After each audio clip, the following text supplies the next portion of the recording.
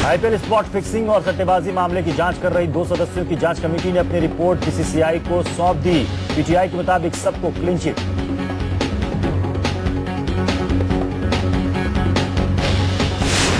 खबरों के मुताबिक जांच रिपोर्ट में बीसीसीआई अध्यक्ष एन श्रीनिवासन को क्लीन चिट मिल गई है। जांच रिपोर्ट के मुताबिक श्रीनिवासन की कंपनी इंडिया सीमेंट, राजकुंद्रा और उनकी राजस्थान रॉयल्स का मैच फिक्सिंग और स्पॉट फिक्सिंग के आरोपों से उन्हें क्लीन चिट दे दी गई है।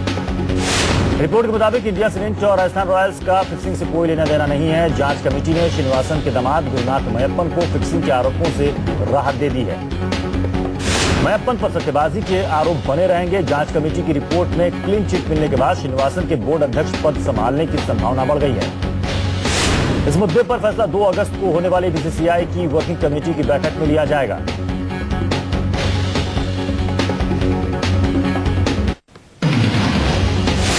दिल्ली में स्टंटबाज बाइकर्स पर फायरिंग कर सवालों के घेरे में दिल्ली पुलिस। फायरिंग में एक युवक की मौत, दूसरा जख्मी।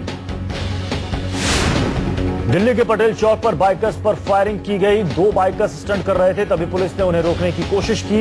इसके बाद बाइकर्स ने पुलिस पर पथराव किया और भाग खड़े हुए। पुलिस ने अशोका रोड के पास बाइकर्स को पकड़ा और फायरिंग की।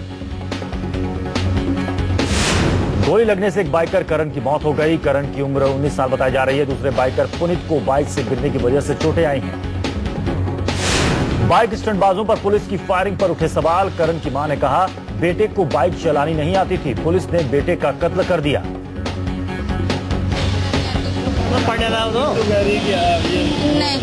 नहीं, हमारे बेटे के पास कोई बाइक नहीं थी।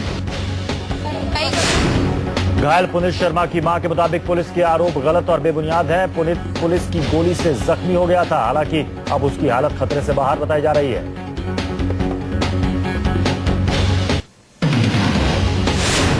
दिल्ली के वीवीआईपी इलाके अशोका रोड पर पुलिस फायरिंग में बाइकर्स की मौत पर दिल्ली पुलिस की सफाई। पीआरओ राजन भगत के मुताबिक 150 बाइकरों ने पुलिस को निशाना बनाकर शुरू कर दी थी पत्थरबाजी। दिल्ली पुलिस के पीआरओ राजन भगत ने दिल्ली पुलिस का बचाव करते हुए कहा कि स्टंट कर रहे बाइकर्स ने रोकने पर पथराव कर दिया था।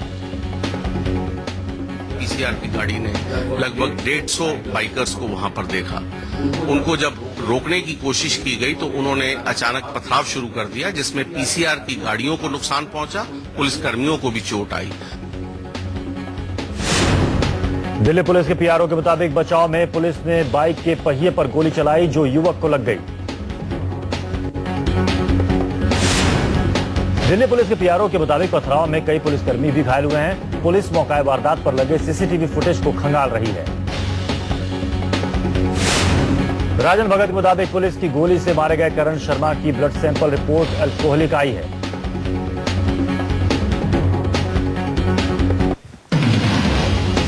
बाइकर पर पुलिसिया गोलीबारी पर मचा सियासी बवाल। बीजेपी ने फायरिंग पर सवाल उठाते हुए जांच की मांग की। देवास में जमींदोज हुई 2 मंजिला इमारत हादसे में 4 महिलाओं समेत 6 लोगों की मौत, गंभीर रूप से जख्मी 2 लोग इंदौर रेफर। कांग्रेस महासचिव शकील अहमद ने नरेंद्र मोदी के लिए अमेरिकी वीजा के मुद्दे पर बीजेपी अध्यक्ष राजनाथ सिंह की हंसी उड़ाई है। अहमद ने ट्विटर पर कहा कि मैं अमेरिका के नजदीक कनाडा में हूं। राजनाथ सिंह जी को बताया जाना चाहिए कि अमेरिका में अभिभावकों को सिर्फ माइनर्स के लिए वीजा आवेदन करने की अनुमति है। राजनाथ सिंह ने पिछले हफ्ते कहा था कि वो वाशिंगटन में अमेरिकी सांसदों के सामने वीजा मुद्दा उठाएंगे और अमेरिकी सरकार से गुजरात के मुख्यमंत्री को वीजा देने की अपील करेंगे।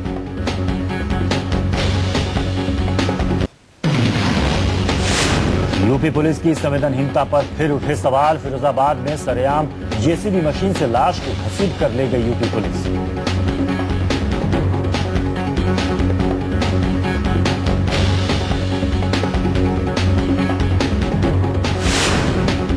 फिरोजाबाद पुलिस को एक नाले में लाश पड़े होने की खबर मिली थी। खबर मिलते ही मौके पर पुलिस पहुंची। पुलिस ने नाले में पड़ी लाश को बाहर निकालने के लिए एक जेसीबी मशीन मंगवाई और फिर उसी जेसीबी मशीन से लाश को पूरे शहर में घुमाते हुए पोस्टमार्टम के लिए अस्पताल ले जाया गया।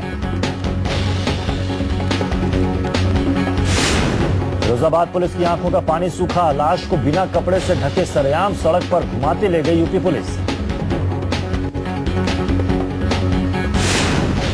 एनएचआरसी की रिपोर्ट से यूपी पुलिस का सच उजागर। देश में सबसे ज्यादा फर्जी एनकाउंटर करने में यूपी पुलिस अव्वल। यूपी में पिछले 4 सालों में 138 का फर्जी एनकाउंटर हुआ। बूंदी के तालेडा में नदी में अचानक आए तूफान में फंसे आधा दर्जन श्रद्धालु। बीच नदी में बने महादेव मंदिर में पूजा करने आए लोग सैलाब में फंसे। घोड़ा पछाड़ नदी में अचानक आए तूफान में फंसे लोगों को घंटों के रेस्क्यू के बाद बचाया गया।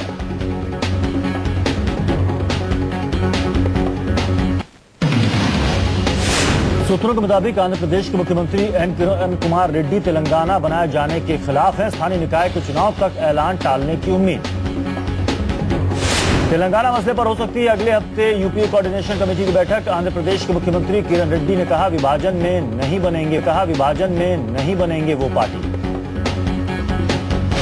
तेलंगाना का गठन केंद्र सरकार और कांग्रेस की गले की फांस बनता दिख रहा है। अब तेलंगाना विरोधी सांसदों और मंत्रियों ने इस्तीफे की धमकी दी है। तेलंगाना को लेकर नई कवायद से संसद का मानसून सत्र अब इस मसले पर गर्म रहेगा। राहुल गांधी ने फूड बिल पर प्रदेश के कांग्रेस प्रमुखों को दिया निर्देश। कहा जन जन तक पहुंचाएं फूड बिल के अधिकार का संदेश।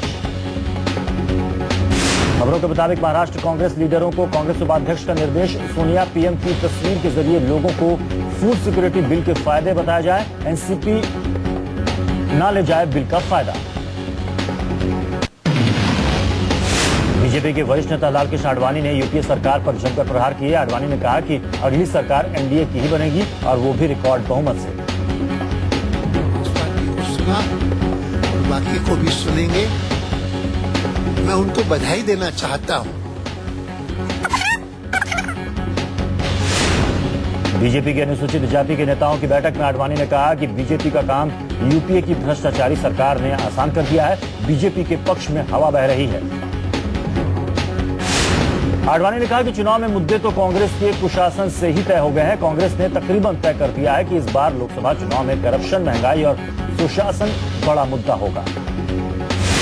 बीजेपी में कैंपेन कमेटी की कमान गुजरात के मुख्यमंत्री नरेंद्र मोदी को सौंपे जाने के बाद आडवाणी ने सभी पदों से इस्तीफा दे दिया था, लेकिन आडवाणी के पलटे रुख पर विरोधी भी हैरान है। कांग्रेस नेता संजय निरुपम ने आडवाणी के दावों को गलत बताया। कहा कि ये हुए हम भी देश का दौरा करते हैं, कहीं भी बीजेपी के पक्ष में माहौल दिखाई नहीं दे रहा है।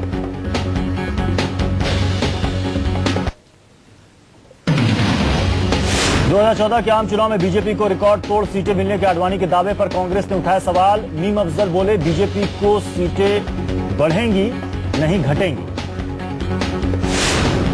जेडीयू में सियासी दाना पानी बंद होते ही शिवानंद तिवारी की जुबान पर मोदी नाम। कहा देश के सबसे पॉपुलर नेता। बिहार में सियासी उठापटक तेज। सादिक जमाल फर्जी एनकाउंटर मामले में सीबीआई आईबी के एक अफसर से पूछताछ कर सकती है। सीबीआई एनकाउंटर के सिलसिले में आईबी के पूर्व स्पेशल डायरेक्टर सुधीर कुमार से पूछताछ कर सकती है।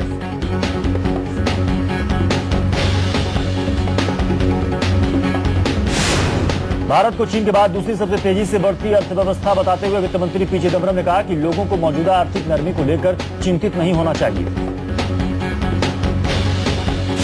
नोएडा की ट्रेनी आईएएस दुर्गा नागपाल को ईमानदारी की सजा मिली। बालू माफिया के खिलाफ कार्रवाई के बाद हुई सस्पेंड। डीएसपी ने तबादले पर उठाए सवाल।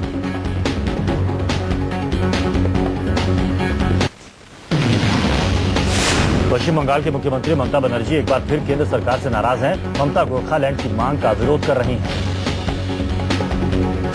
ममता बनर्जी ने केंद्र सरकार के खिलाफ नाराजगी जताते हुए कहा कि तेलंगाना के मामले से गोरखालैंड के विचार की तुलना नहीं की जा सकती।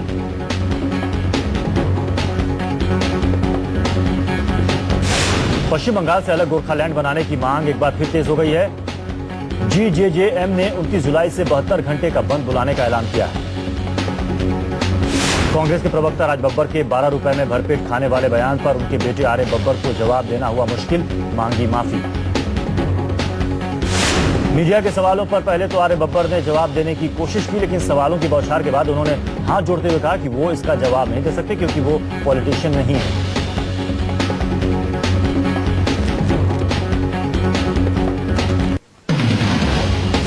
कोच्चि के नेवी बेस में पति के खिलाफ दुराचार की शिकायत करने वाली महिला को दिल्ली पुलिस ने गिरफ्तार किया। जेएनयू छात्रों के हंगामे के बाद मिली bell.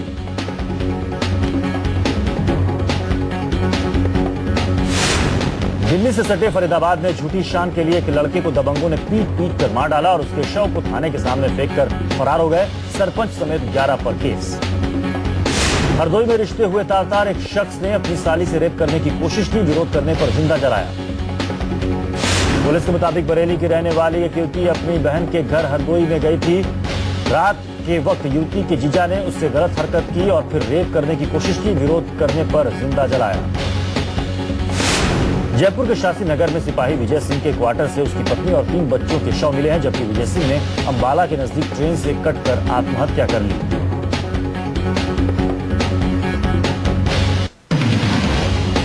Indian premiere league spot fixing मामले में दिल्ली पुलिस सोमवार को चार्जशीट दाखिल कर सकती है।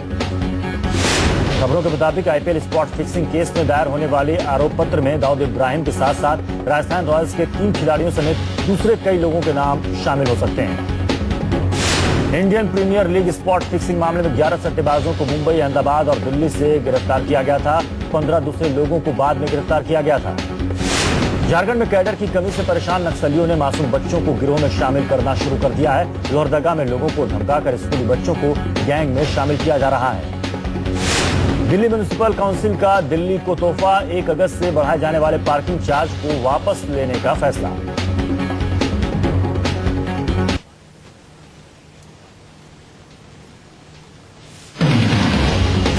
दिल्ली में पिछले 7 महीनों में चोरी की 100 से ज्यादा वारदातों को अंजाम देने वाले गिरोह का पर्दाफाश किया गया है। इस गैंग के 3 सदस्यों को दिल्ली पुलिस ने गिरफ्तार कर लिया है।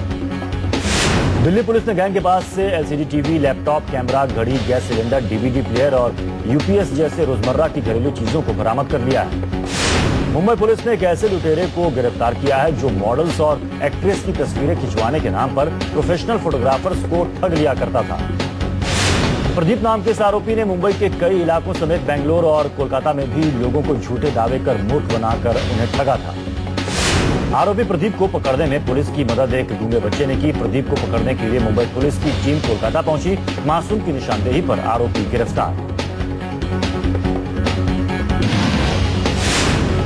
गाजियाबाद में एसिड अटैक के आरोपी ने पुलिस हिरासत में आत्महत्या की। विजयनगर थाने की हवालात में कपड़ों से फांसी लगाई।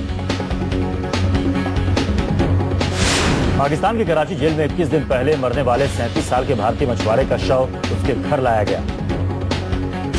जूनागढ़ के घटवाड़ गांव के रहने वाले दूधाबाई नारायण भाई मकवाना की 4 जुलाई को कार्डिक अरेस्ट से पाकिस्तान की कराची जेल में मौत हो गई थी। साल 2012 में सितंबर महीने में मकवाना को 5 लोगों के साथ गुजरात के जाखाऊ पोस्ट पर पाकिस्तान के मरीन जवानों ने गिरफ्तार कर लिया था। पाकिस्तान की जेलों में अब भी भारत के 450 मछुआरे कैद हैं। इनमें से ज्यादातर गुजरात और केंद्र शासित प्रदेश दमन और दीव के रहने वाले हैं। पाकिस्तान ने सीमा पर एक बार फिर सीज फायर का उल्लंघन किया है। जम्मू के हीरनगर में पाकिस्तानी सैनिकों की गोलीबारी, एक जवान घायल। पाकिस्तान की गोलीबारी से घायल हुए जवान को अस्पताल में भर्ती कराया गया है। पाकिस्तान की तरफ से 2 राउंड फायरिंग की गई, जिसमें बीएसएफ के जवान को चोट लगी। केरल की राजधानी तिरुवनंतपुरम में बुखार के मामलों की संख्या तेजी से बढ़ती जा रही है। इस साल केरल राज्य में 16,60,900 से ज्यादा लोगों को बुखार हुआ है। केरल सरकार के आधिकारिक आंकड़ों के मुताबिक 5,416 लोगों को डेंगू बुखार हुआ है, जबकि अनुमान के मुताबिक ये संख्या 1 लाख को भी पार कर जाती है। केरल में बुखार के बढ़ते मामलों पर जांच पड़ताल करने के लिए केंद्र से डॉक्टरों और एक्सपर्ट्स की एक टीम भेजी गई है। एक्सपर्ट्स के मुताबिक जेनेटिक बदलाव की वजह से डेंगू वायरस का असर बढ़ गया है। मेरठ के नौचंदी इलाके में बाइक चोरी करने के दौरान भीड़ के हत्थे चढ़े चोर की लोगों ने जमकर धुनाई की। इस मौके पर मौजूद पुलिस हाथ पर हाथ धरे बैठी रही और पब्लिक अपना गुस्सा चोर पर उतारती रही। यूपी में जनता के पैसे की बर्बादी का मंजर सामने आया। मुख्यमंत्री की तरफ से बांटे जाने वाले लैपटॉप सरकारी गफलत का शिकार हो रहे हैं। संभल में लैपटॉप की पैकिंग को दीमकों ने चाट खाया है। जम्मू कश्मीर में आतंकियों ने special police officer Mudassir Ahmad का कत्ल किया। सोपोर के हमाम में पुलिस अफसर की गोली मारकर हत्या। रेलवे स्टेशन पर ट्रेनों का इंतजार करना अब बोरिंग नहीं होगा। रेलवे जल्द ही कई स्टेशनों पर मुफ्त वाईफाई कनेक्टिविटी की सुविधा शुरू करने जा रही है। दिल्ली रेलवे स्टेशन पर जल्द ही ये सुविधा शुरू हो जाएगी। 15 अगस्त से ऑनलाइन निकाला जा सकेगा पेंशन का पैसा। खबरों के मुताबिक ईपीएफओ 15 अगस्त से नौकरी बदलने वाले लोगों के लिए ऑनलाइन फंड ट्रांसफर की सुविधा शुरू कर सकती है।